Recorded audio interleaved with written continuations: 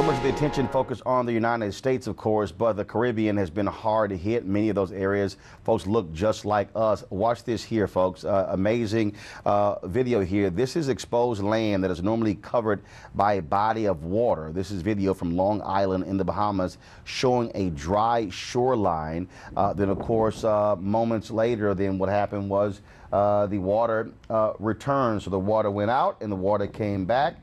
We have seen that in other places, including Florida. Of course, they are there. They are, near the Bahamas. That whole particular region there impacted. I want to go to a meteorologist there, Wayne Neely. Of course, he is the author of The Greatest and Deadliest Hurricanes of the Caribbean and the Americas. Wayne, glad to have you on TV One. Give us a sense of how our folks are affected there. Many of us know people in the Bahamas, the Caribbean, in Jamaica, in Haiti.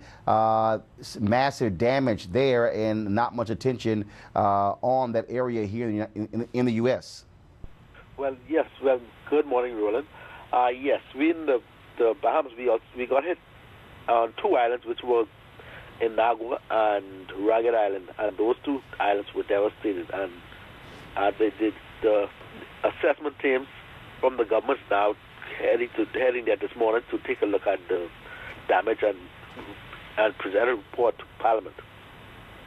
And we talk about that level of damage. One of the islands, 90% of the structures damaged. We were hearing about St. Martin as well. And in terms of the Bahamas, what kind of damage have you sustained? Some islands more so than others?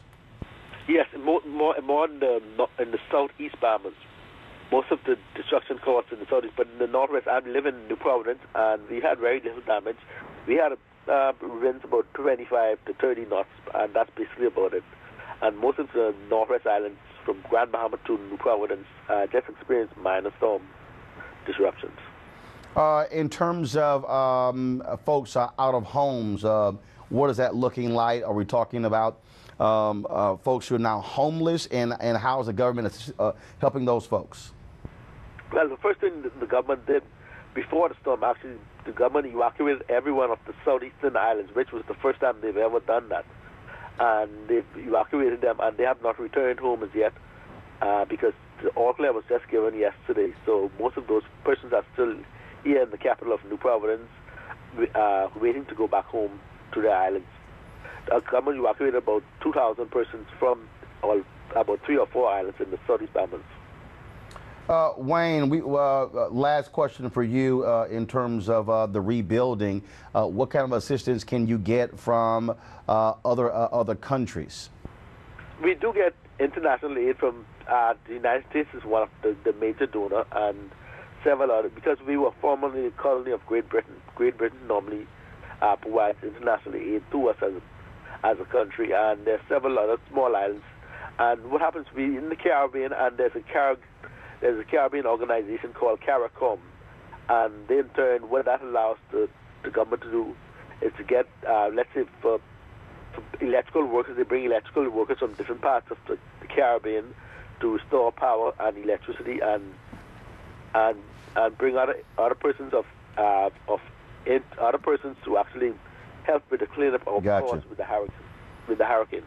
Well, Wayne, we certainly appreciate you joining us. We do care about folks there in the Caribbean and other countries in the area. Certainly stay safe, and we'll chat with you as we follow this over the next several days.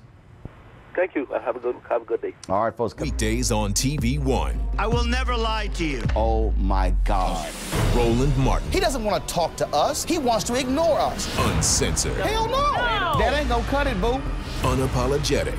No, that is fundamentally false. You are wrong. Unfiltered. He wants an America where we all look alike. He ain't talking about black people. Unrelenting. You better go work out, because you got a fight on your hands. NewsOne Now with Roland Martin. Weekdays at 7 a.m. on TV One.